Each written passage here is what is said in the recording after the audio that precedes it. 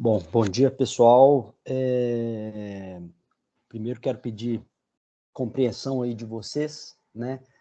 Era para a gente estar aí, né, fisicamente aí, dando sequência ao nosso calendário, né? Mas como eu informei no grupo lá, eu não vou conseguir ir, né? Até para preservar aí a saúde de todos, né? Mas por aqui tudo bem, acho que dá para a gente dar sequência por aqui, acho que não fica prejudicado. Mas conto aí com o empenho, o comprometimento de todos vocês. Não deixe de acessar esse vídeo.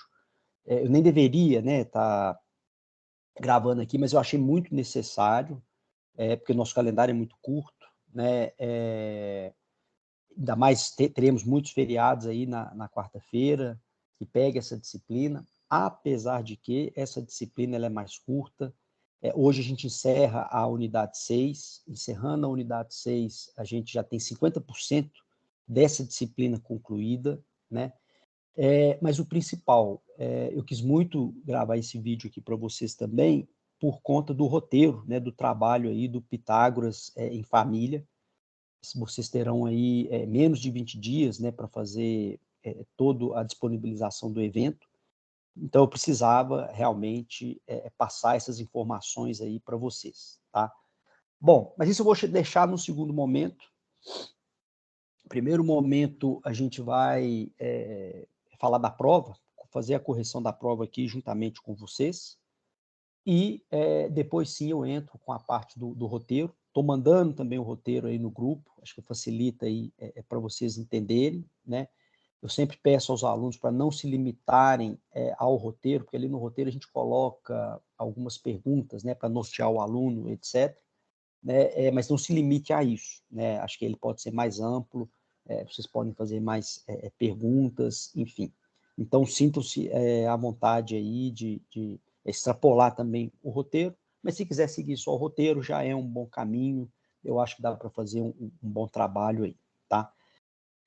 E depois, né, como disse, a gente vai falar aí da unidade 6, vou colocar também alguns exercícios aí para vocês fazerem, e eu farei a correção desses exercícios na próxima aula, né? E aí peço que, de fato, vocês pratiquem aí, até para a gente consumir o tempo da aula, tá? E com base nessas explicações que eu vou dar aqui hoje, vai ficar muito tranquilo vocês fazerem esses exercícios, ok? Bom, então vamos para a prova, né? Vocês viram aí, a nota foi lançada imediatamente, né? Logo que vocês concluíram a avaliação. E farei essa correção com tudo, né? Caso algum aluno entenda, queira discutir alguma questão, ou entender por que errou alguma questão, sobretudo, né, as questões abertas, né? Essa prova era composta de 2 questões abertas. Sinta-se à vontade de mencionar aí também na próxima aula, tá bom? Bom, então, a partir de agora, eu compartilho a minha tela aqui com vocês, para a gente fazer a correção da prova, tá? Só um minuto.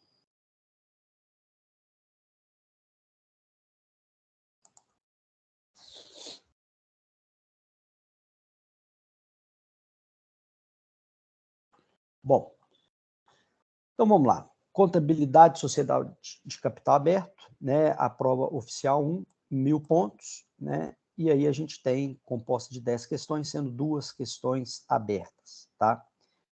Primeira questão. Assinale as afirmativas abaixo, né? E aqui, turma, antes só de começar a correção, eu gosto sempre de repetir isso, né? A minha prova, ela se baseia em 2 pilares, né?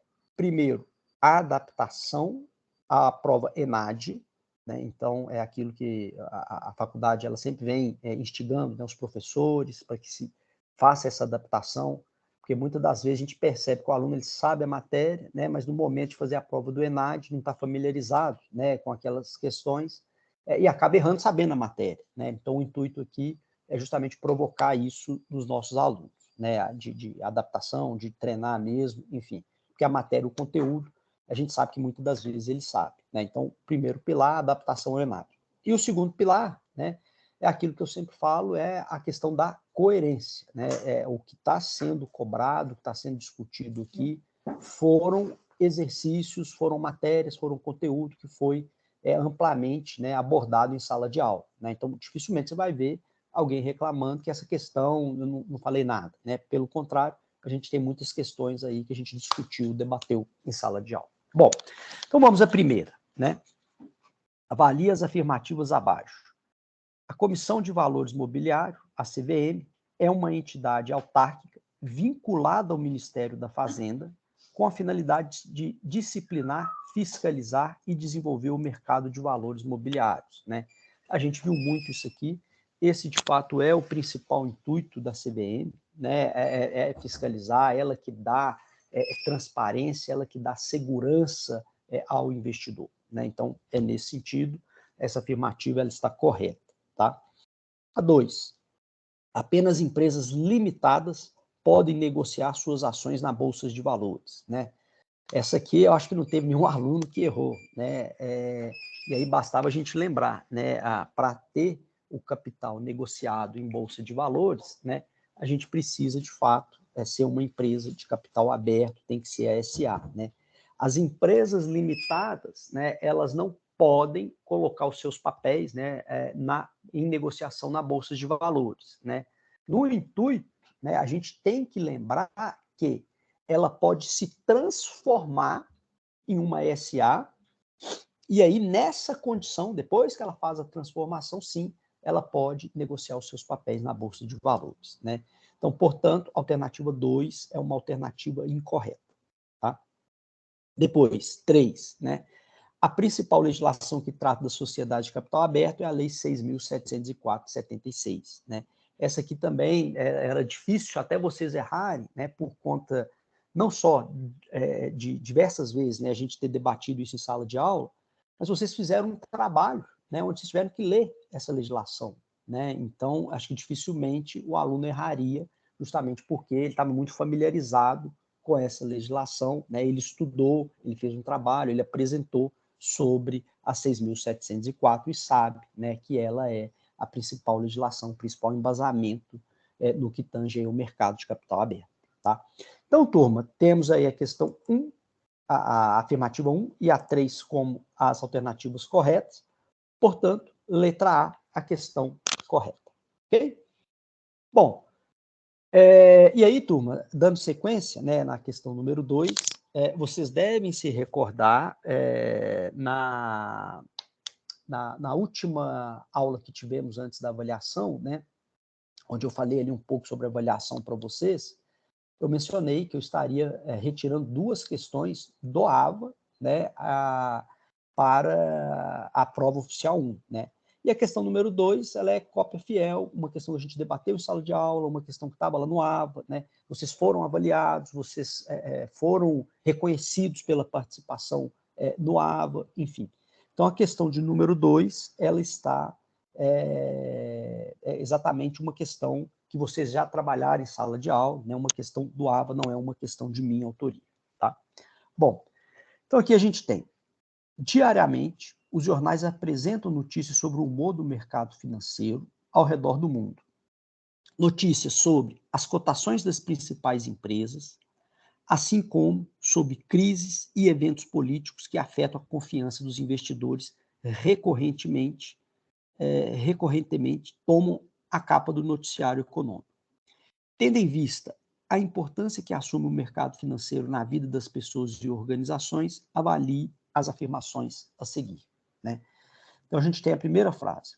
Títulos são papéis negociáveis representativos de bens ou valores. Correto. 2. Existem 2 tipos de ações preferenciais, que não têm direito a voto nas assembleias, mas preferência no recebimento dos dividendos, e ordinárias, que dão direito a voto, né? Essa é uma alternativa correta, foi muito debatido, isso em sala de aula, inclusive o trabalho que vocês apresentaram, né? Acho que uns 2, 3 grupos citaram esse ponto, né? Enfim, então está correto. 3. Ações e boletos são exemplos de títulos financeiros, né? As ações tudo bem, né? Mas boleto não tem nada a ver, né? E aí vocês devem se recordar quando a gente discutiu essa questão em sala de aula, né? Eu até mencionei isso com vocês, né? Falei, gente, nem o aluno que tenha assistido às aulas conseguiria cravar aqui que a 3 é uma alternativa falsa, né? Enfim, 4. No Brasil existem diversas bolsas de valores, né? E aí a gente sabe que não, a gente estudou, a gente viu o histórico ali da bolsa de valores, né? Como que ela foi constituída, né? Que ela foi fruto ali de uma cisão, né? Enfim, entre a Bovespa, entre o mercado financeiro, enfim. Então a gente sabe que existe apenas uma bolsa de valor, portanto a 4 está incorreta, né? Então, nesse sentido, a gente tem a 1 e a 2 como alternativas corretas, né? E aí a gente tem a resposta E como a resposta correta, tá? Questão número 3. O estatuto tem uma série de importância para a empresa, acionistas, investidores, financiadores, etc. No estatuto, além dos tópicos exigência que vimos, tem a definição da Assembleia Geral. E essa tem um papel importante no caso de dissolução da sociedade, pois se o estatuto for omisso quanto aos liquidantes, esse órgão que irá nomeá-las, né? Aí depois a gente tem, avalie as afirmativas abaixo. As empresas de capital aberto obrigatoriamente precisam ter o seu estatuto. A gente viu, né, isso em sala de aula, né? O estatuto, ele é como se fosse o contrato social, né, dos demais tipos de organização, né? Então, está correto, uma empresa de capital aberto, ela precisa sim ter o seu estatuto. 2. No estatuto, é necessário conter diversos dados e definições, como, por exemplo, o objeto social, o número, espécie de ações, Assembleia Geral, Conselho de Administração, diretoria, etc. Também está correto, né? A gente mencionou isso, estudamos isso, salvo engano, acho que no capítulo, na seção 1.3 ou na seção 2.1, alguma coisa nesse sentido. Alguns grupos aí também debateram sobre isso na apresentação do trabalho, né? Então, alternativa 2, correto. E a terceira, o estatuto deve obrigatoriamente ser registrado na junta comercial e não na CVM, né? E aqui, turma, a gente tem uma alternativa incorreta, né? Porque aqui a gente está falando que o estatuto, ele tem que ser registrado na CVM, né? Ou seja, não há que se falar em registro ali na junta comercial e sim na CVM, né? Então aqui a gente tem a alternativa correta apenas a 1 e a 2, né? Então teremos aí a letra B, a 1 e 2 estão corretas, ok? Bom, dando sequência aí à questão número 4, né? E aí eu fiz questão de colocar do IPO aí, né? Porque a gente debateu também isso muito em sala de aula, né? Eu citei um exemplo para vocês do que ocorre, né? Quando uma empresa ela vai abrir as ações, abrir o mercado, né? Abrir o capital na Bolsa de Valores, né? O primeiro dia ele é muito variável, né? Gera muita especulação, enfim, né? Então, é um tema aí também que a gente trabalhou em sala de aula, né? E eu coloquei uma questão adaptada ao ENAD nesse sentido, né? Então, aqui a gente tem um dos eventos do mercado financeiro, né? Acompanhados mais de perto pelos investidores, são os IPOs, né? Diante do exposto, avalie nas informações abaixo e a relação entre elas. Em inglês, IPO é a sigla, né? É Initial Public Offering, ou oferta pública inicial em português, representa a primeira vez que a empresa receberá novos sócios, realizando uma oferta de ações ao mercado. Ela se torna, então, uma companhia de capital aberto com papéis negociados no pregão de bolsa de valores. Correto, né? É exatamente isso, né? É o intuito, né? O IPO é a abertura, a primeira vez que essa empresa entra na bolsa de valores, né? Muitas das vezes oriunda, inclusive, né, daquele processo de transformação, né? Empresa limitada deixa de ser limitada, passa a ser SA, e é a primeira vez que ela entra na bolsa de valores, né? É muito comum nesse processo, né, quando a empresa faz o IPO, né, aparecer nos jornais lá, né, os representantes da empresa com aquele martelinho ali na BB3, né, ou seja, o primeiro momento dela na bolsa, né, é o IPO, né? Então, a afirmativa 1 está correta, né? E vamos ver agora a justificativa. Por quê? Existem dois tipos de ações preferenciais que não dão direito a voto nas assembleias, mas preferência no recebimento de dividendos, né? E ordinárias, que dão direito a voto, né? Então, a frase 2, ela é uma frase verdadeira, né? Mas ela não tem absolutamente nada de justificativa da primeira, né? São duas afirmativas verdadeiras, mas não se conversam, não se justificam uma com a outra, né? Então, aqui era mais a exigência da interpretação, né, do aluno nesse sentido, né? Enfim. Então, aqui a gente tem as afirmativas 1 e 2 são proposições verdadeiras, mas a 2, ela não é uma justificativa da primeira, tá? Bom, questão número 5. Descreva abaixo qual o tema que o seu grupo apresentou sobre a lei das sociedades por ações e cite algum tópico pertinente à parte que seu grupo apresentou e que você julga importante destacar, né?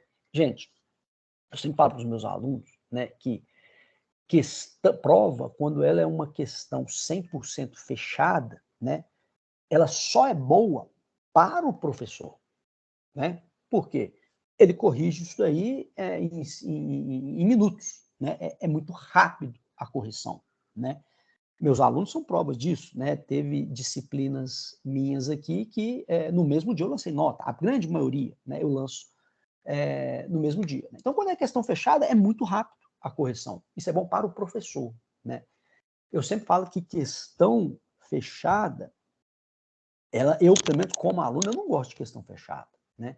Porque às vezes você sabe muito a matéria, você sabe, mas pode ficar em dúvida em uma questão ou outra, você sabe 80% ali do que está sendo exigido, 20% você não sabe, e nesses 20% você errou a questão, tirou zero, não tem como considerar nada, né?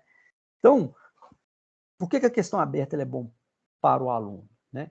Porque ali ele vai escrever, desde que ele não fuja do tema do que está sendo solicitado, né? Mas ele vai escrever ali aquilo que está compatível, né? Então, às vezes o aluno ele não está acertando 100% da questão, né? Mas ele coloca algum conteúdo ali, né, pertinente ao tema, que pode ser considerado, né? Sobretudo quando é uma prova também de cálculo, né? Às vezes o aluno erra a questão, mas tem o desenvolvimento ali que tem que ser considerado, né? E essa questão número 5, turma, ela é uma questão que era inadmissível o aluno ter errado aqui, a questão número 5, né? Inadmissível porque foi o tema que ele mais estudou dessa matéria, né? Porque ele teve que apresentar um trabalho, né? Então era um capítulo, era algo específico, né? Ah, a parte 1, 2 e 3 está falando do acionista. Poxa, o cara estudou isso, né? Ele teve que apresentar um trabalho, né? Então, o objetivo aqui, de fato, né, era talvez a melhor questão da prova é a questão número 5, né? E ainda que o aluno não tenha estudado, né, não é possível que ele não lembre o tema que o grupo dele tratou, né? E aí, com base no tema, olha que questão dada essa daqui, né? Porque com base no tema, né, ele poderia pegar algumas afirmativas aqui e discorrer sobre esse ponto, né? Então vamos supor que o meu grupo falou ali sobre o estatuto, né? Gente, eu tinha aqui, ó, afirmativas aqui que falavam do estatuto, né? Então, eu falei que 2, 3 grupos aí apresentaram temas, né, sobre os tipos de ações, né? Então, às vezes, o cara nem lembrava o que era ação preferencial, ação ordinária, né? Ah, era ação, tinha passagens aqui em cima, né, ou abaixo, que ele poderia utilizar para discorrer sobre o tema, né? Então, essa 5 aqui, honestamente, era uma questão que eu não admitia, eu fiz ela para não admitir aluno errando aqui, né? Que era um tema presente, era um tema vivo, e você ainda tinha aqui, ó, a própria cola na prova, né, que você poderia usufruir dela, né? Enfim. Então, foi uma questão realmente aí com esse intuito, com esse objetivo, né? E uma questão aberta, né? Lembre-se sempre disso, né? Ela é muito mais favorável ao aluno do que para o professor. Ok? Bom, então aqui eu até percebi, muitos de vocês colocaram temas, colocaram um conteúdo até que não estava na prova, né, mas estava lá na lei, né, na parte que vocês apresentaram, enfim. Então foi bacana, é uma questão aí que foi muito pertinente, foi muito válida eu ter colocado, e vocês devem se recordar, né? Quem ficou ali nos minutos finais da minha aula que antecedeu, né? E aí deixa eu só abrir um parênteses que é importante destacar isso. Eu sempre falo que eu gosto de deixar alguns minutos, né, normalmente depois do intervalo, que antecede a prova, para discutir dúvidas, tirar dúvidas do aluno, né? Eu sempre costumo falar que é a sabatina mesmo, né? E ali, nos minutos finais, né, quando eu estava falando da prova, eu cheguei a mencionar exatamente sobre esse ponto, né, do trabalho, que eu poderia ter exigido o trabalho, né? Mas não seria justo eu exigir algo que você não apresentou, né? Porque aí eu estaria valorizando outro grupo, etc. Né? Então, estaria, para ser bem imparcial aqui, era nesse contexto, né? Eu cheguei até a mencionar o exemplo, né, do tipo, como que eu poderia abordar uma questão associada ao trabalho, né? Enfim, ao trabalho apresentado. Questão número 6, aí aqui a gente tem o mercado de valores mobiliários, lida com valores e patrimônio de diversos agentes, pela complexibilidade dos atores envolvidos no mercado financeiro, assim como pelos diversos riscos envolvidos, este deve estar submetido a um conjunto de regulamentações, né? E aí vocês vão se recordar também, né, é uma questão do AVA, né, honrando ali aquilo que eu havia prometido para vocês, de que teria, no mínimo, que teria 2 questões, né, do AVA. Essa aí também é uma cópia fiel, não é de minha autoria, né, e a gente também discutiu ela em sala de aula, né, enfim. Então vamos lá. A Comissão de Valores foi criada em 76 pela 6.385 de 76, né? Então, está correto aí a gente falar que a CVM ela foi criada em 76, né? Afinal, a lei da sociedade por ações ela também data de 76, né? Seu objetivo é fiscalizar, normatizar, disciplinar e desenvolver o mercado de valores mobiliários no Brasil, né? Verdadeiro, a gente viu exatamente, né? Aprofundamos aí no intuito, no objetivo da CVM, tá? 3. A CVM é uma entidade autárquica em regime especial vinculada ao Ministério da Fazenda, com personalidade jurídica e patrimônio próprios, dotada de autoridade administrativa independente, ausência de subordinação hierárquica, mandato fixo e estabilidade de seus dirigentes e autonomia financeira e orçamentária, né? Então, ela está correta também, né? Então, nesse sentido, a gente tem a 1, 2 e 3 como alternativas corretas, né? Lembrando, essa é uma questão do AVA, tá? Questão 7. Se um ativo está registrado contabilmente por 10 mil e o seu valor recuperável ele é de 8 mil, podemos afirmar que o impairment será de, né? E aí, turma, bastava a gente lembrar, né? A gente viu algumas expressões em inglês, né? Em sala de aula, eu citei o goodwill, citei o impairment, enfim, né? E basta a gente lembrar que aí a gente estava falando, né? Exclusivamente, quando eu falo do impairment, é como se eu estivesse falando, né? A tradução é uma deteriorização, né? Então, é aquilo que a gente viu, né? As empresas de capital aberto, elas precisam, né, de forma recorrente, né, fazer essa avaliação, né, do seu ativo para ver quanto que ele representa ali a liquidez dele, né? Ou seja, se eu fosse efetuar a venda agora, né, paguei 10 mil, mas hoje ele vale os 8 mil, né? Então, é como se fosse uma depreciação, uma deteriorização, né? E esse impairment, a gente sabe que ele afeta o resultado, né, da companhia, né? Ele vai lá lançado como uma perda, como uma despesa, algo nesse sentido, né? Então, aqui, a gente está falando, né, de deteriorização.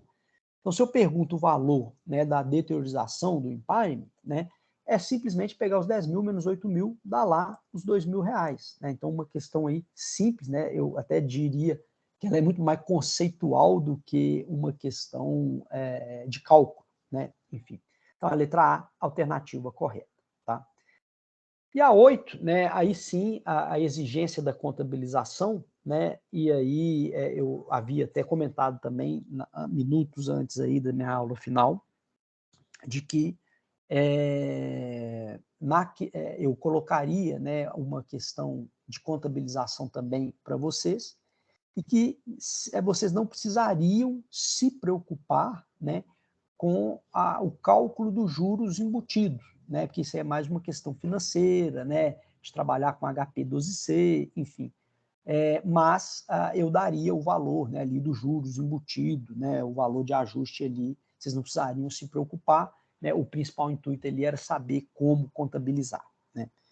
Então a gente tem os dados, né, venda de uma máquina que será paga em 24 parcelas fixas mensais iguais e consecutivas no valor de 1.000, e o valor de ajuste encontrado é de R$10.000, né. E detalhe, né, esse mesmo exercício, né, a gente praticou em sala de aula, vocês podem observar lá no material postado no AVA, vocês vão encontrar, né, um material que eu fiz exatamente com esses mesmos dados aí, esse exercício, né, então fiz questão de trazê-lo aí também para a nossa prova, né, enfim. Então, eu peço, né, pela contabilização, pelo registro da transação de venda, né. Então, aqui é uma venda a prazo, eu tenho 24 parcelas, né? O que eu tenho que lembrar nesse momento, né?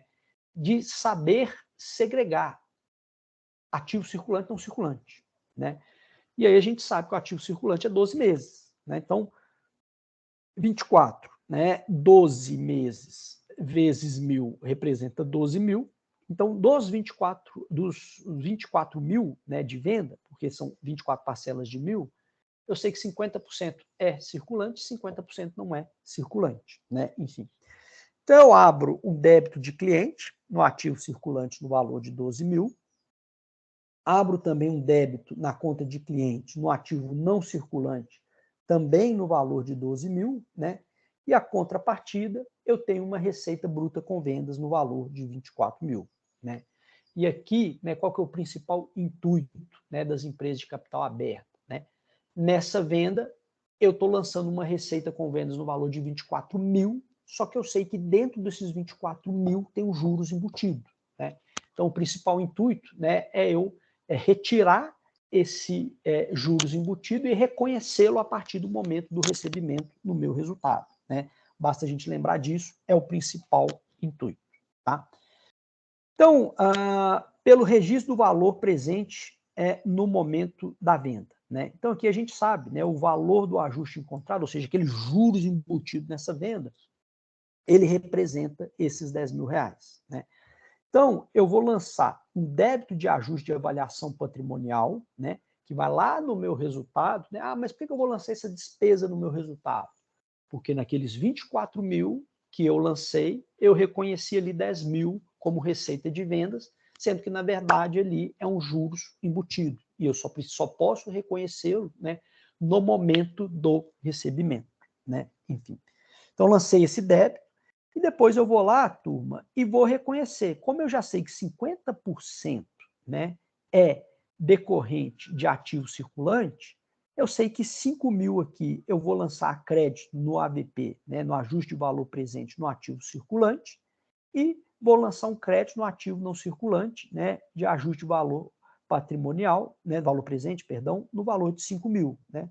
Ah, Paulo, mas como é que você chegou nesses 5.000? Muito simples, né? Eu vou pegar os 10.000, vou dividir em 24, porque são 24 meses, né? E depois eu vou multiplicar por 12. Por que 12, né? Porque 12 é o que é circulante, o restante é não circulante, né? E aí eu chego nos mesmos 5.000, memória de cálculo vai ser exatamente a mesma, ok? Bom, dando sequência, turma, aqui a gente tem agora, né, a contabilização pelo recebimento da primeira parcela e apropriação da receita financeira. Então lembre-se, né? Eu lancei a receita com vendas, ali no resultado eu computei os juros embutido, depois eu fiz o lançamento ali pelo ajuste de valor presente, né, que é justamente o AVP, onde eu retiro aquele valor da receita, né, lanço uma despesa no meu resultado e lanço uma conta redutora no meu ativo circulante, no meu ativo não circulante, né, dependendo da operação.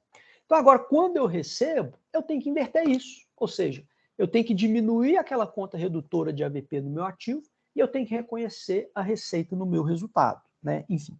Mas primeiro, a gente tem que lembrar do recebimento, né? Então, se eu recebi 1.000, vai entrar no meu banco os R$ 1.000, eu vou lá na minha conta de clientes ou duplicatas a receber do ativo circulante, vou dar uma baixa através de um crédito, né, no respectivo valor de R$ 1.000, né? E o segundo lançamento agora é o quê? Eu preciso dar a baixa no ajuste de valor presente que eu fiz no meu ativo circulante, né? Então, a primeira coisa, eu tenho que fazer um cálculo, né? Daqueles 5.000 que eu tenho lá, né? Perceba que aqui você fez o cálculo, né? Pelo ajuste de valor presente, você lançou 5.000, né? E esses 5.000, ele equivale a 12 meses, né? Então eu vou ter que fazer uma continha aqui, pegar esses 5.000, vou dividir por 12 e vou achar 416,67. Ou seja, no primeiro mês, né? Eu estou recebendo, né? A cada mês, 416,67, que é decorrente daqueles juros embutido, né?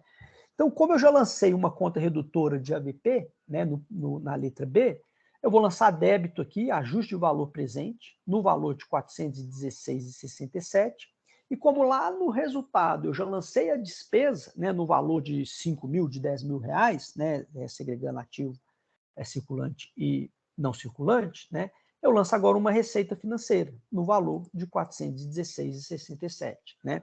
Então, o que o aluno tinha que lembrar aqui, turma? Que o lançamento que eu faço do ajuste do valor presente, né, eu afeto o resultado, eu reduzo o meu ativo, mas ele é momentâneo, né? Por quê? Ao final, quando eu receber 100% da minha venda, né, aquela despesa que eu fiz do ajuste de valor presente no meu resultado, ele morre, né? E aquela redução que eu fiz no meu ativo, né, decorrente do ajuste de valor presente, ele morre, né? Então, no final, né, no fritar dos ovos, né, a gente vai ter o mesmo valor da receita, os 24.000 como receita, tá? Então, isso que o aluno tinha que lembrar, tá? Bom, depois, né, uma questão 9, também uma questão aí, mais uma questão, né, que eu trouxe aí para vocês, referente ao AVA, né? Então, na verdade, eu falei que era 2, mas são 3 questões que eu coloquei do AVA, né? E uma questão aí também é muito debatida, muito fácil aí de vocês associarem, né? Então, eu coloquei na questão número 9. As aplicações em ações devem ser vistas como um investimento a longo prazo. Para tanto, as empresas de capital aberto disponibilizam inúmeras informações a respeito de sua situação financeira e econômica. Na verdade, podemos dizer que os grandes investidores se baseiam na contabilidade normativa para projetar os resultados a serem alcançados, inclusive na projeção do lucro por ação para a distribuição dos dividendos. As informações das empresas disponibilizadas ao mercado acionário são filtradas e monitoradas por um órgão regulamentador. Inclusive, para as emissões de novas ações, devem cumprir uma série de requisitos determinados por este órgão. Como é denominado este órgão, né, aí não podia ser diferente, né, a gente está falando da Comissão de Valores Imobiliários, né. Essa questão número 9, turma, só de curiosidade, foi a questão que apresentou o maior índice de acerto na minha prova, tá? Bom, depois, questão número 10, né? Aí a gente está falando, aqui na verdade CPC, né? Saiu um erro aqui. CPC 10 tem como objetivo estabelecer procedimentos para reconhecimento e divulgação nas demonstrações contábeis das transações com pagamentos baseados em ações realizadas pela entidade. Especificamente, exige-se que os efeitos das transações com pagamentos baseados em ações estejam refletidos no resultado e no balanço patrimonial da entidade, incluindo despesas associadas com transações por meios dos quais opções de ações são outorgadas a empregados. Neste contexto, avalia as afirmativas abaixo. As empresas de capital aberto podem adquirir bens e serviços em contrapartida a seus próprios instrumentos patrimoniais, ou seja, ações ou opções de ações. Aqui uma alternativa correta, né? Basta a gente lembrar aí da nossa última aula, onde a gente destacou esse ponto, né? Então, eu mencionei até o que era a opção, dei o exemplo para vocês aí entenderem, né, a lógica de como funciona.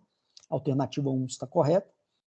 2, nos casos em que há pagamento baseado em ações, vai-se necessário registrar na contabilidade os bens adquiridos pelo valor justo, né? Então, exatamente isso que a gente viu, tem esse CPC aí, que ele trata, determina, né, exatamente o registro pelo valor justo. E depois, na 3, não é permitido às empresas de capital aberto adquirirem bens e serviços com pagamento de ações, né? Incorreto, a gente viu isso, existe o CPC exatamente para isso, né? Então, por isso, a gente tem aí, aqui está até um erro, né, de digitação, mas na verdade a letra C, né, apenas 1, 2 e 3 estão corretas, ok? Bom, turma, então essa foi a avaliação, né, muito pertinente aí ao conteúdo abordado em sala de aula, tá? Volto a dizer, né, próxima aula, caso alguém queira discutir algum tema da prova, fique à vontade de me acionar, tá?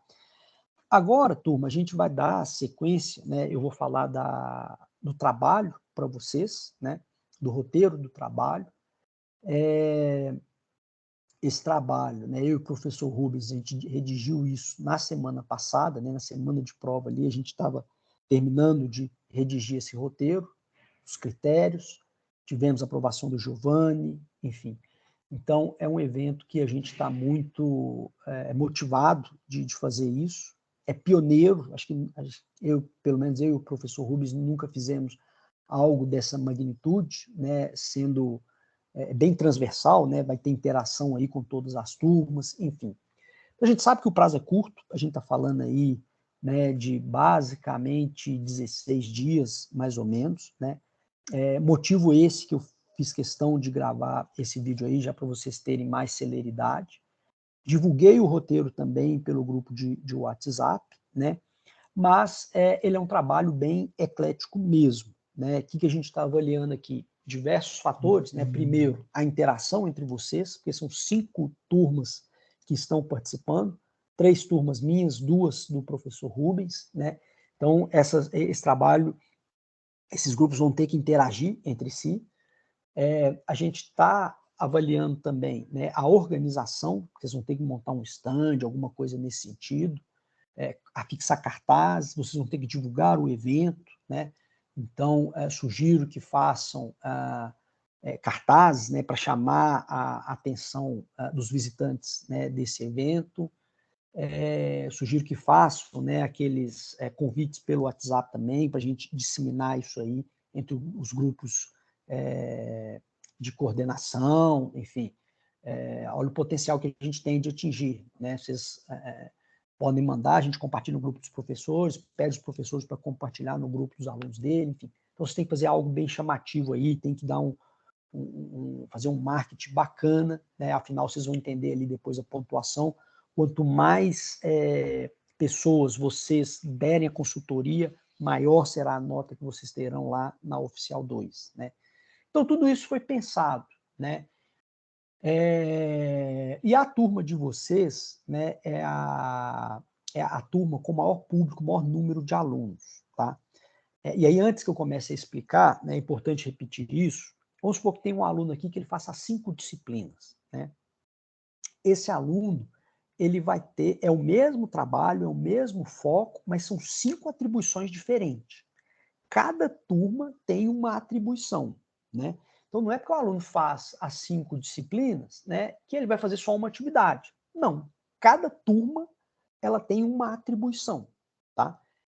Só que tem momentos que vocês vão ter que eleger um representante, né, porque vão ter atividades comuns, né, comum a todos os grupos, né? Então, essas atividades comuns, né, que vão ser comuns a todos os grupos, a gente vai precisar de um representante para que não fique algo repetitivo, né? Enfim. Mas sem delongas aqui, vou compartilhar o conteúdo do trabalho aqui com vocês, e aí eu vou explicando passo a passo aqui, tá? Deixa eu compartilhar.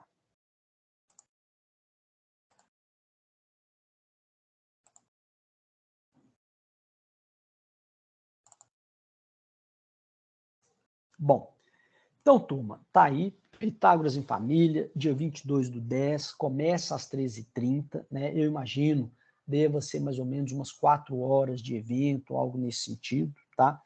E qual que é o principal objetivo? Para que nós vamos lá, tá? Porque a gente quer dar consultoria contábil sobre abertura de empresas, né, para todo o público dessa feira, tá? Ou seja, se a gente parar para avaliar, 100% dos estudantes, né, que estão lá, 100% dos alunos que ali estão, independente do curso, se é área de saúde, se é área de humanas, enfim, independente da área, ele é o nosso público. Por quê? Em algum momento, né, na carreira profissional dele, ele está sujeito a ter que constituir uma organização. Tá? Então, você pode pegar qualquer curso, né, em algum momento, até nós, né, contadores, em algum momento vocês pensam, vocês vão ter que constituir um escritório de contabilidade, né? Ou que você não constitui um escritório de contabilidade, em algum momento, talvez, você pode ser contratado na condição de pessoa jurídica, né? E aí vamos pensar, a grande maioria dos diretores, né, das empresas, né, até por questões de vínculo com folha de salário, etc., a grande maioria prefere ser pessoa jurídica, né? Porque ela recebe mais, né? E para a empresa também é bom porque ela paga menos, né? Folha, imposto sobre folhas, etc. Né? Então, é muito importante isso. E se a gente vai lá nos cursos, né, ofertados pelo Pitágoras ou em qualquer outra instituição, o curso ele não ensina o aluno, né, a como constituir uma empresa, né? E é algo que vai acontecer. Né? Então, eu vou dar alguns exemplos aqui, né? Vamos pegar o curso de odontologia, né? O cara formou, eu imagino que a grande maioria ali pensa em ter o seu consultório, né? E se esse cara ele vai constituir o consultório dele, ele não sabe nada. Que tipo de sociedade, né? Como que faz, quais os tributos que vão pagar, ele não sabe absolutamente nada, né? Então vocês vão ser esse apoio, né? Vocês vão buscar esse público para explicar para o cara. Ó, você está se formando em odontologia, ok, olha que bacana. Você quer conhecer que os tipos de sociedade que pode ser o seu consultório, né? Você precisa, e aí vocês vão, né, fazendo essa triagem, né? Enfim. Então, turma, eu e o professor Rubens, a gente pensou muito, e eu queria muito colocar uma empresa de sociedade de capital aberto. Queria muito, porque é muito pertinente a essa disciplina. Né? No entanto, não ia ficar um negócio, né, mais longe da realidade. Né? Por quê? O nosso público ali dificilmente, né, vai ser uma sociedade de capital aberta. Né? Vocês veem, né, os exemplos aí que a gente está colocando. Né? Ele é um público mais restrito. Né?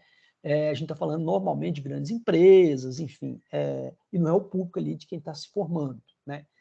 Então, para ficar uma coisa bem coerente, né, porque senão eu poderia colocar a sociedade de capital aberto, mas vocês não teriam público, né, porque não é muito comum, né, ter para esse público a constituição de uma sociedade de capital aberto. Né? Então, em virtude disso, né, que eu e o professor Rubens a gente colocou? E aí vocês, por ter o maior número de alunos, vai ser o grupo responsável pela abordagem, a triagem inicial. Ou seja, na hora que chegar um aluno lá, esse aluno, esse estudante de odontologia, ele não sabe absolutamente nada. Na hora que você falar MEI, esse cara vai falar, MEI, o que é isso? É de comer ou de passar no cabelo? O cara não sabe absolutamente nada. E nem tem que saber. Né? O curso dele é outro. Né? Enfim. Mas quando fala em constituir uma empresa, aí esse cara tem que mudar o conceito, ele tem que saber o que é isso, né? Para ver se ele se enquadra ou não, para ver que incentivos que tem, etc. Né? Então, o primeiro passo é o quê?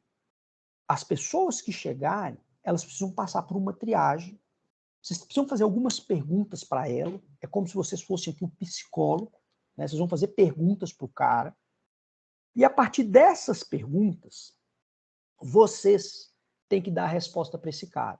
Ó, você pode ser um empresário individual, você pode ser uma empresa limitada, você pode ser uma Eireli, ou você pode ser uma MEI.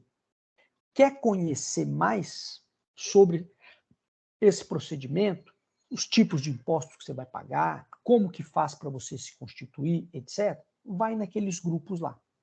Então, a gente vai ter 4 grupos lá, 4 etapas, né, onde aquele aluno, né, ele quer constituir uma empresa, ele vai percorrer, né?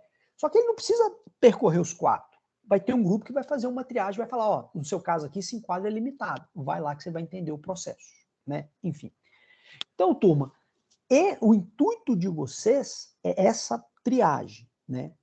E aí, Paulo, mas como que eu vou fazer essa triagem, né? Eu e o professor Rubens, a gente colocou aqui algumas perguntas-chave que vai ajudar vocês a nortear, né, esse aluno, tá?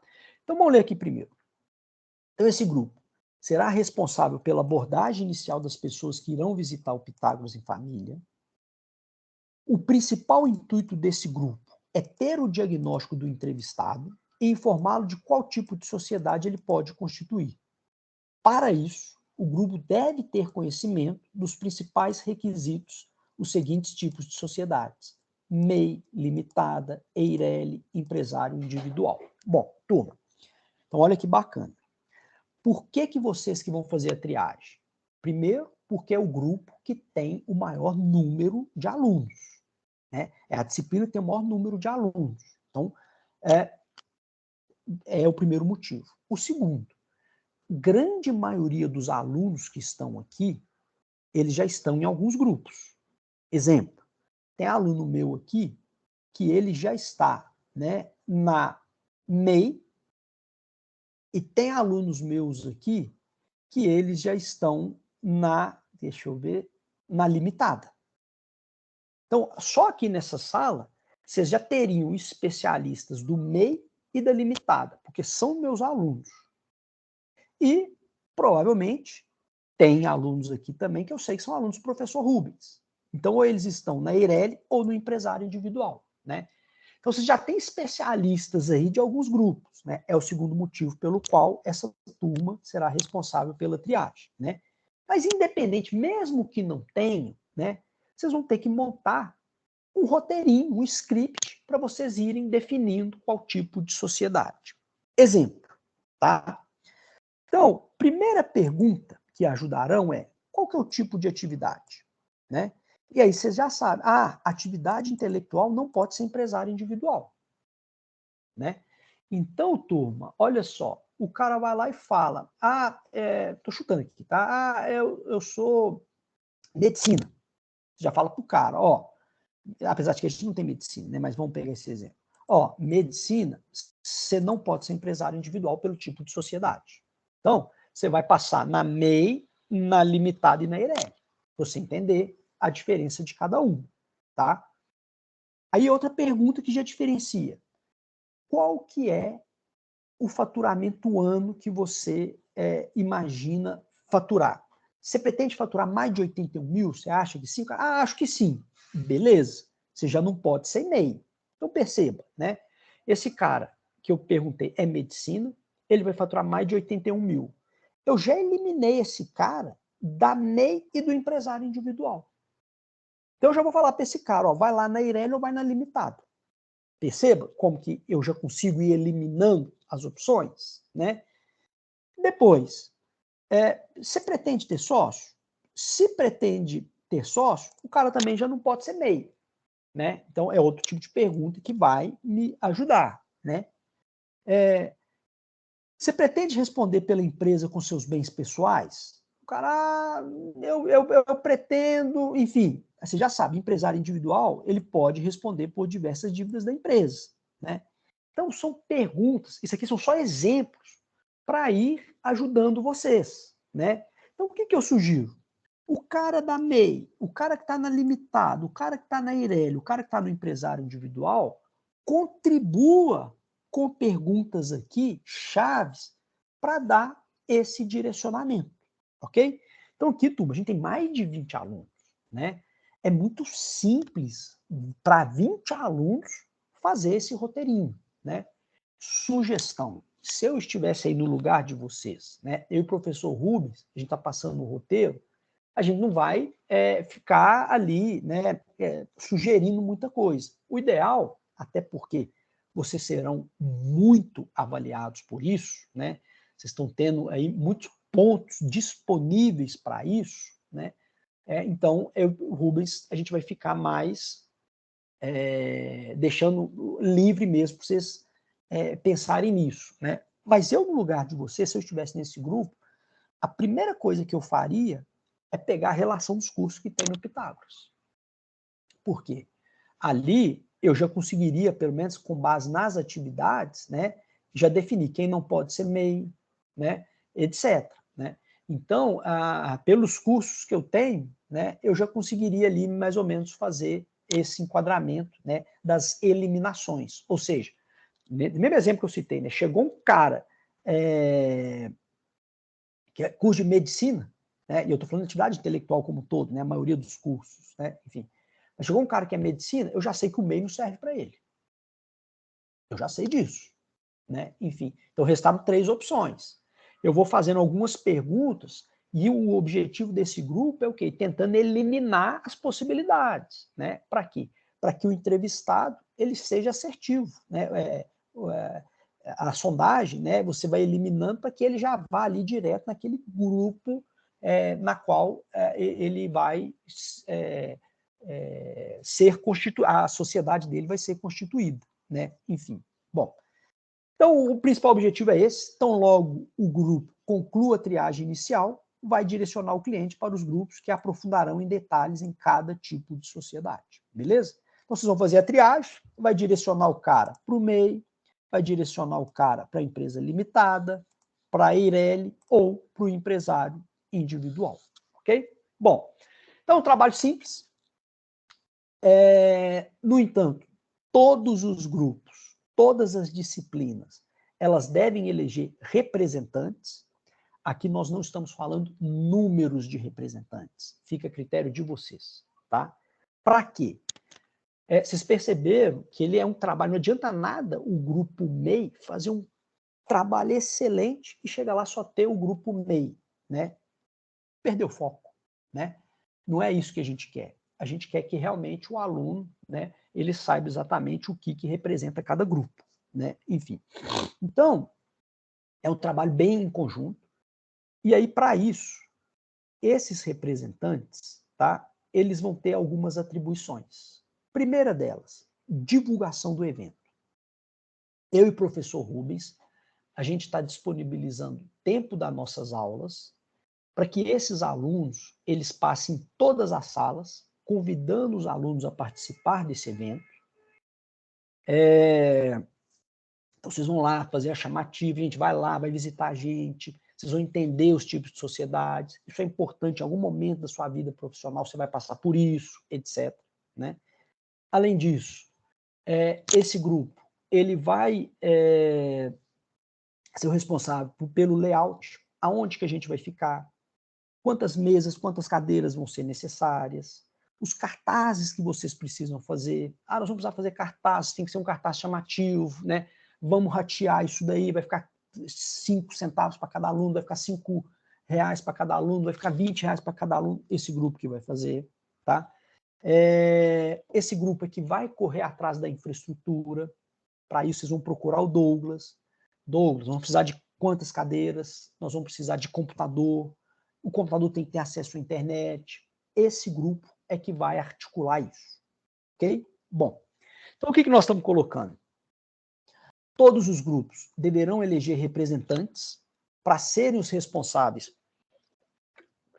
pela divulgação do evento e preparação do layout, cartazes e definição do local onde será implementada a consultoria contábil. Esses integrantes deverão divulgar e convidar os alunos de todas as turmas. Para isso, será alinhado com a coordenação uma data para que esses alunos passem salas de aula divulgando o evento. Vocês só precisam comunicar, eu e o professor Rubens, que a gente vai fazer contato com a coordenação e vai falar, pessoal, hoje os nossos alunos vão passar nas salas, é cerca de 5 minutos, não vai atrapalhar os professores. Professores, por favor, acolham os meus alunos, né, eles vão divulgar o evento, etc. Então, só precisa alinhar comigo e com o professor Rubens, tá? Enfim, esse grupo deverá ainda ser o responsável pela elaboração dos cartazes e panfletos, caso entenda necessário, sugiro que faça os cartazes, né? Sugiro que faça os panfletos, ou não sei se é panfleto físico, pode ser pelo WhatsApp, enfim, fica a critério aí desses representantes. E deverão ainda elaborar um formulário que deverá ser preenchido por todos os clientes. Ou seja, todos os clientes que passarem por lá, vocês vão precisar ir preenchendo esse formulário. É através desse formulário que eu e o professor Rubens vamos lançar as notas nas suas provas. Mais abaixo, quando a gente estiver falando da distribuição dos pontos, eu dou mais detalhes sobre isso, ok? E outro ponto, turma, eu e o professor Rubens, a gente está lá, primeiro, para avaliar vocês, e segundo, né, para dar o apoio a vocês. Às vezes chega um aluno lá e vocês não sabem, por exemplo, né, eu não sei se ele pode se enquadrar aqui no meio, né? Eu e o professor Rubens, a gente vai estar lá para dar o apoio a vocês, né? Enfim. Então, a gente quer também que antes de vocês apresentarem, né, nesse evento do Pitágoras em Família, vocês façam uma simulação comigo, com o professor Rubens, para a gente ir orientando, isso aqui não ficou legal, isso aqui ficou bom, aprofunda nisso, etc. Né? Então, é importante, antes, passar por essa triagem, e aí você pode optar, eu ou o professor Rubens, não, mesmo que seja minha disciplina, se quiserem ir no professor Rubens, vai no professor Rubens. Os professores do Rubens, se quiserem, né, passar por essa triagem comigo, também não tem problema, ok? Bom, distribuição dos pontos. É um trabalho em grupo. O aluno o aluno, né, ou melhor, o grupo, né, apresentou esse trabalho na feira, atingiu o objetivo, 100% dos pontos do trabalho está nesse Pitágoras em Família. Ou seja, sabendo aí, né, do tempo, a dedicação que vocês terão, o tempo curto que vocês terão, né, eu e o professor Rubens não daremos mais trabalhos para vocês. As minhas 3 disciplinas estão concentrado nesse trabalho. As 2 disciplinas do professor Rubens estão concentrado nesse trabalho. Então, turma, peguem para valer, porque 100% dos trabalhos a da nota dos trabalhos estão avaliados aí, tá? E ainda, né, o mais importante, até 2.000 pontos podem ser convertidos na prova oficial 2. E aí, para isso, eu e o professor Rubens, a gente vai ser rígido, a gente vai ser mais rigoroso, tá? Primeiro, como que a gente está pensando, então? O aluno esteve no evento, não precisa ficar o tempo todo, mas o aluno esteve, né? A gente foi lá, fez a chamada, 300 pontos ele já tem na oficial 2, tá? Depois, a questão da divulgação, né, do layout, os cartazes, panfletos, etc., né, que vocês fizeram, eu e o Rubens vamos avaliar isso também. Né? Então, se fizeram os layouts, fizeram os cartazes, fizeram a divulgação, etc., vocês terão 300 pontos. Tá? E ainda, o grupo estar disponível durante todo o evento. Né? Às vezes o aluno veio e ficou 1 hora e foi embora. Não tem problema, ele está ganhando 300 pontos. Mas, durante todo o evento, tem que ter representantes ali daqueles 5 grupos. Por quê? A gente não quer que chegue um aluno lá, não tem ninguém para fazer a triagem. Ou ele fez a triagem e mandou para o limitado. Chega lá, não tem ninguém do limitado. Né? Então, o grupo estando disponível ali, 400 pontos, ok? E depois, turma, a gente está concedendo pontos pelos números de consultas que vocês fizerem. Ou seja, quanto mais pessoas passarem por essa triagem, passarem por esse grupo, né, maior é a pontuação. Exemplo, se vocês conseguiram, né, de 0 até 10 pessoas, vocês ganharam 100 pontos na oficial 2. Ok?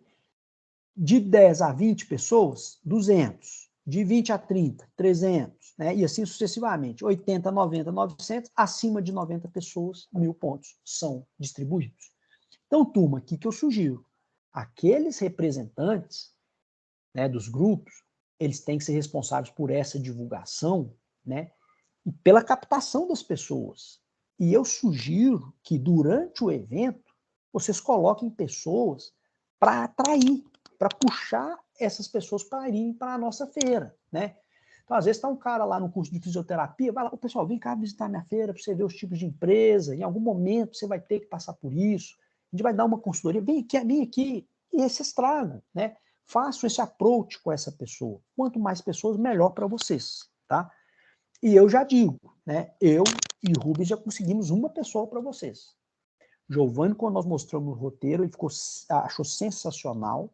E ele falou, ó, Paulo, olha que bacana, eu estou constituindo uma empresa. Então eu vou lá sim, porque eu quero ver se meus alunos estão sabendo exatamente o tipo de sociedade que eu posso constituir, né? Então, uma pessoa você já tem, né? Eu já garanto que vai ser o Giovanni, né? Então, turma, é isso. Acho que o trabalho ficou bem bacana mesmo, tá? E aí as dúvidas que tiverem, pode mencionar no WhatsApp. Hoje, infelizmente, eu não posso estar aí com vocês, né? Mas por um ponto importante, né? E é isso, tá?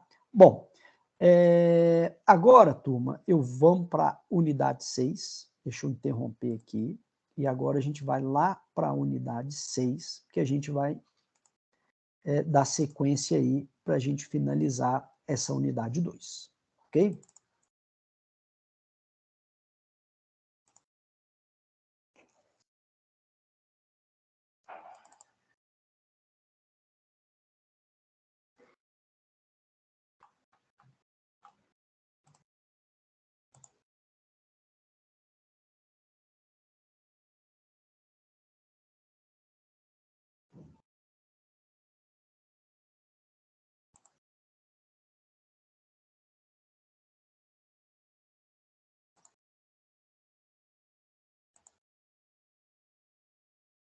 Bom, turma, então aqui a gente vai falar, né, sobre o CPC 41, que é um pronunciamento técnico, tá?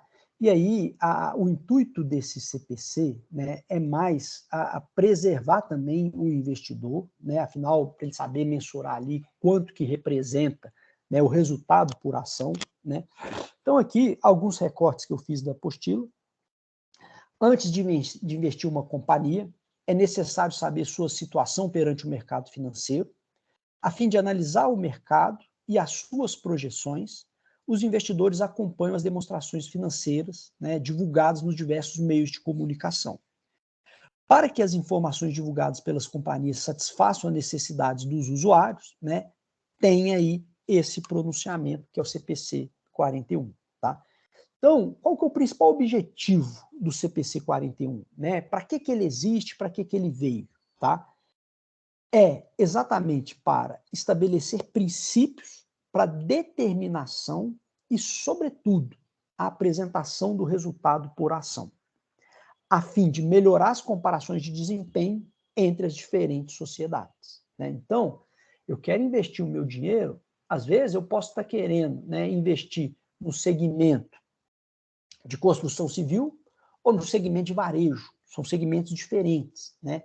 Mas eu tenho ali a forma de avaliar o resultado por ação, né? Então, é nesse sentido, né? Então, como mensurar o resultado por ação?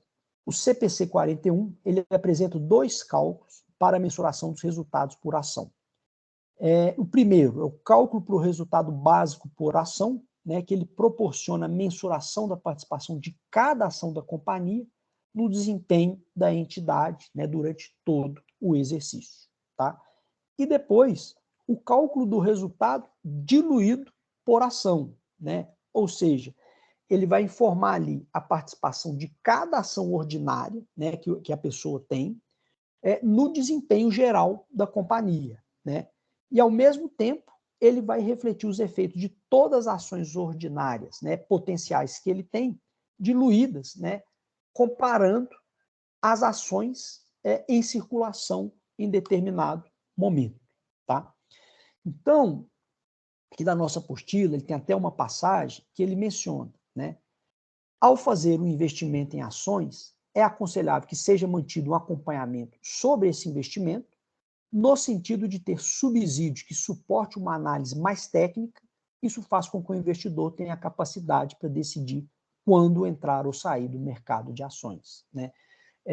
Aquele caso, né? O investidor, ele não pode se basear apenas, né, em análise gráfica. Análise gráfica é o quê? Eles vão olhando, né, o gráfico e tem a tendência. Agora está na tendência de alta, agora está na tendência de baixa, etc. Só que o investidor ele não pode se embasar apenas nessa análise gráfica. ele tem que ter análise técnica, né? É por isso que eles falam que o contador ele deveria ter um diferencial a mais na questão de investimento, né? Por quê? O pilar do investidor é análise técnica e análise gráfica, né? A análise gráfica, né, ele não precisa ter conhecimento de demonstrações financeiras, né? Ele olha a tendência, está tendendo a subir, crescer, etc., está estável, etc., né? E a análise técnica, a gente tem um passo a mais, porque a gente tem o domínio, a gente conhece, né, das demonstrações mais do que outras pessoas, né? E aqui ele fala muito dessa análise técnica, tá? Então essa análise técnica, ela pode ser representada graficamente, né, possibilitando uma visualização do mercado, mostrando sua tendência e dando ao norte ao investidor, tá? Que são os tipos de ações que a gente tem, os tipos de mercado que a gente tem. Primeiro, o mercado à vista, né, que é esse popular que a gente conhece aí, que são os pregões da B3, né, ou seja, aquelas ações negociadas em bolsa, né? Então, a compra e venda de ação regularmente é o mercado à vista, né? O mercado futuro, né, ou seja, você faz aquela aquisição, né, definindo, né, uma liquidação numa data futura, né? Um exemplo aí para vocês entenderem esse conceito de mercado futuro, né? Soja, né? Eu estou vendendo aqui a soja, por exemplo, né? Só que essa soja não foi nem plantada, né? Mas o cara já está vendendo ele com o preço da colheita, né? Lá na frente, né? Enfim, às vezes o cara não tem nem a semente ainda, mas já está negociando, né, esse preço final aí da soja, ok? Então, só que nesse caso, né, é um exemplo que eu estou dando, mas para vocês entenderem, são também negociados em bolsas de valores, tá? Bom, as principais características, né, possuir uma padronização acentuada, ser de elevada liquidez, sua negociação ser transparente, né, pois ocorre em bolsa mediante pregão, possibilitar o fechamento da posição a qualquer momento, visto ser ajustado diariamente, né, e evitar o acúmulo de perda, vista que exige uma margem como garantia, e promove ajuste diário nos valores, né. E o mercado de opção, né, que foi aquilo que a gente já viu também na aula 5, né, onde ali eu não estou comprando nada, eu só estou comprando bem, ação, papel nenhum, né, eu só estou comprando o direito de um dia comprar, né. Tem aquele exemplo que eu mencionei, né, eu estou comprando a opção de comprar uma ação, né, e eu vou e defino o preço, né. Então, se aquela ação ela subir muito, eu estou ganhando, porque o preço dela está 20, e como eu comprei o direito de opção dela de comprar 15, eu vou exercer o direito e vou comprar 15. Então, já estou ganhando 5 aí nessa venda, né? E em contrapartida, pode ter o cenário inverso, né? Eu comprei a 15 e ela está valendo 10. Então, eu não vou exercer o meu direito de compra, porque eu estou perdendo 5, e aí eu perco o valor decorrente dessa opção, ok? E também feita por meio de pregão, tá? Bom, e para não realizar um mau investimento, né, é necessário conhecer as empresas ou segmento que estão em alta e que provavelmente, né, trarão retorno satisfatório ao investimento, né? Entendendo como isso se processa, é possível responder ao segundo questionamento, né? Aqui, turma, a gente fala agora sobre as empresas ou segmentos em alta, né, que ocorre, é muito comum ocorrer isso, né, na B3. Então, o que a nossa apostila ela menciona, né? Antes de investir em uma companhia, é necessário você saber sua situação perante o mercado financeiro. Ações com valores reduzidos, né, normalmente indicam uma empresa recente no mercado. No entanto, pode identificar também o enfrentamento de uma dificuldade financeira. E isso não é bom, né, pois vai aumentar o seu risco.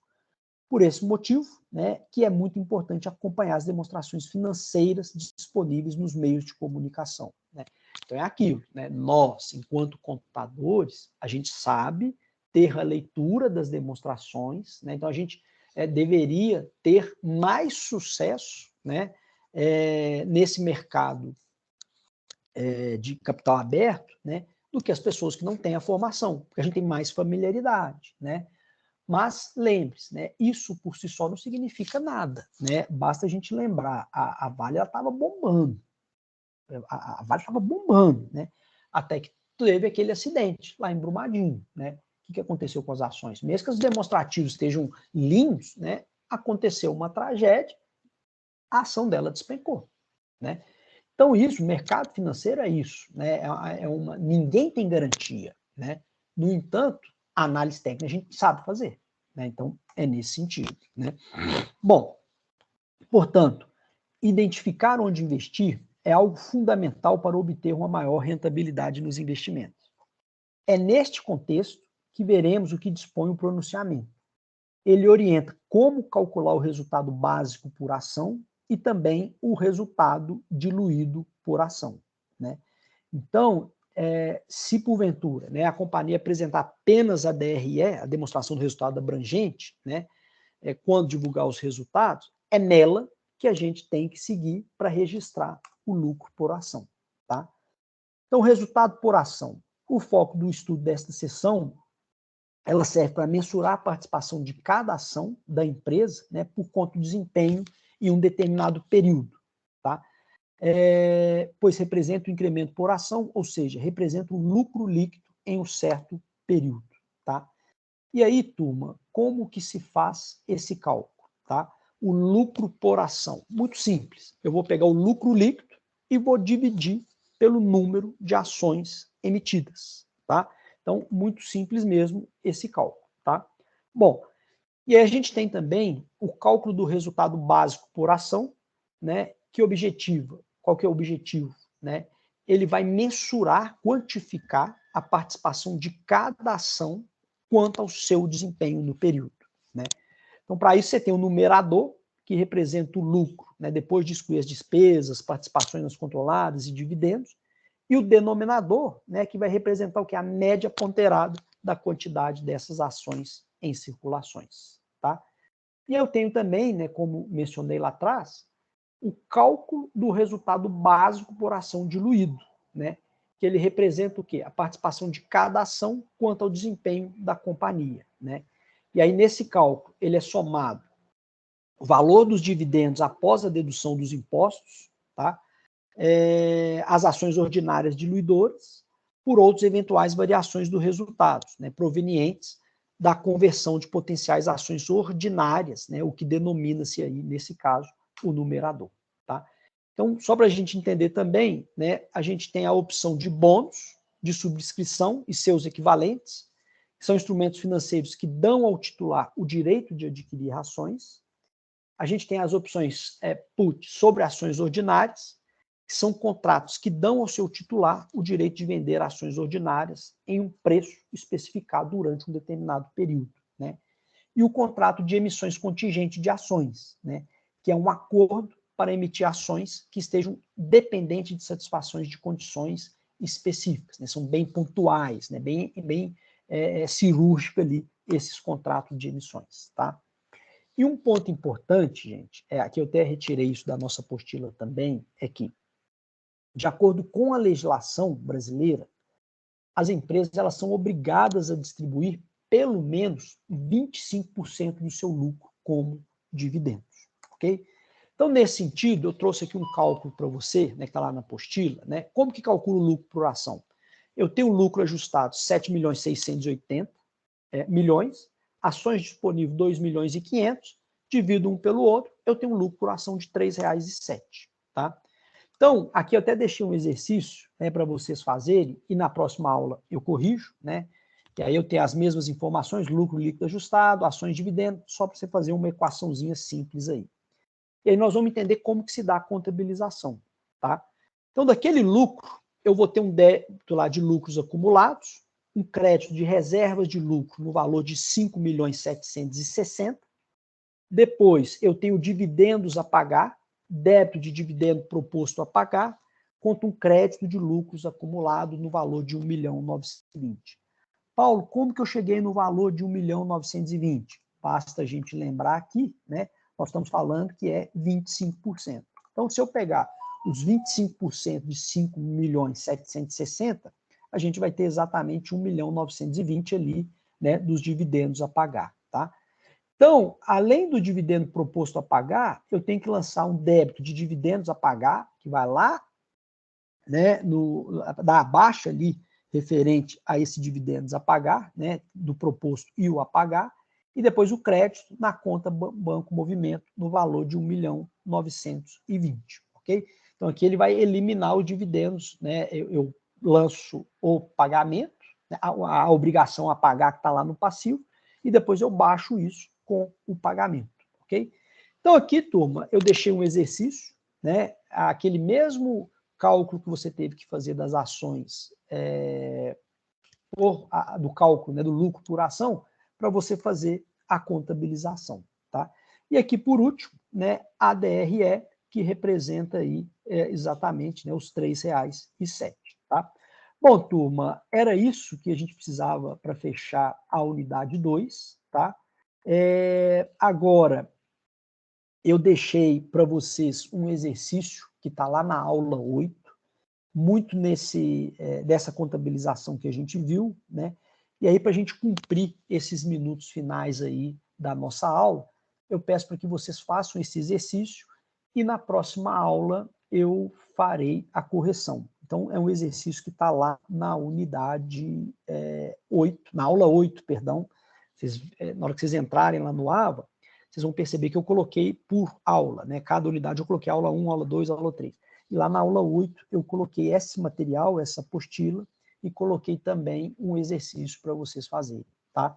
Bom, turma, acho que deu aí para a gente atingir o objetivo, né? Eu falei do trabalho, fiz a correção da prova, falei aí dessa unidade, desse cálculo e da contabilização. Peço então que vocês, de fato, façam esses exercícios aí. E na próxima aula, turma, eu faço essa correção, tá? Quanto ao trabalho, né, qualquer dúvida que vocês tiverem, tá? Não deixem de me contatar pelo WhatsApp, enfim, o nosso tempo é curto, né? Mas a gente sabe disso, né? E vocês estão tendo muita pontuação aí mesmo, né? Por esse esforço que vocês terão aí nesses 15, 16 dias restantes, ok?